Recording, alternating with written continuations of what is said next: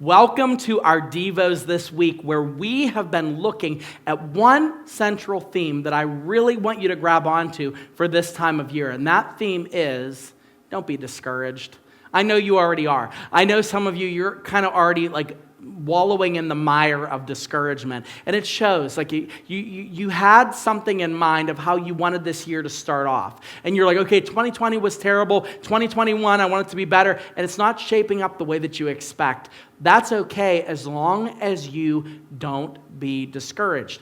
I want to share something with you that is the secret to the Christian life. Please, please, please.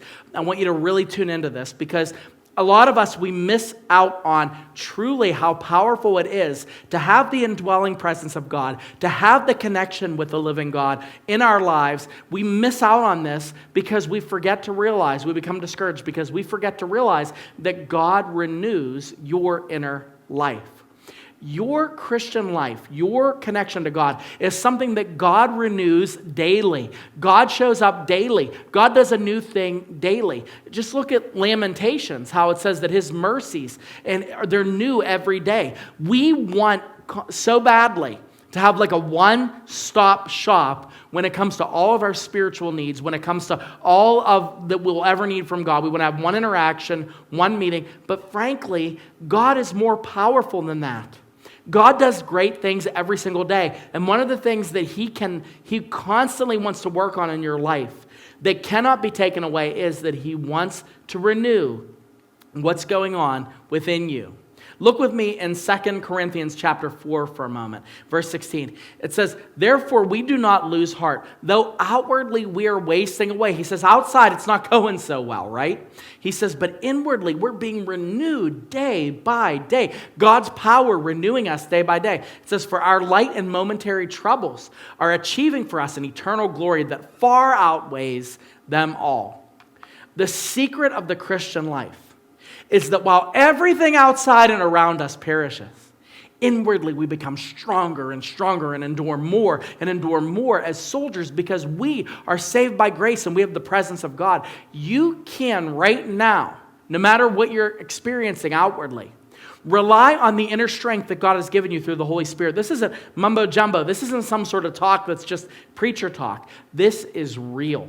As soon as you start to realize how real God is, as soon as you start to comprehend what's true is those things of faith, what happens is our strength renews no matter what happens around us.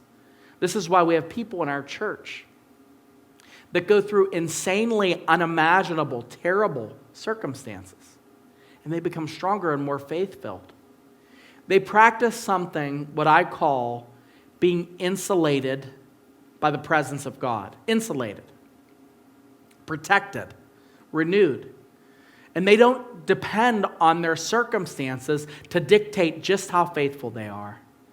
That's what I want for you. One of the reasons why you're discouraged is because you have allowed your external circumstances to pierce your inner life and your inner faith.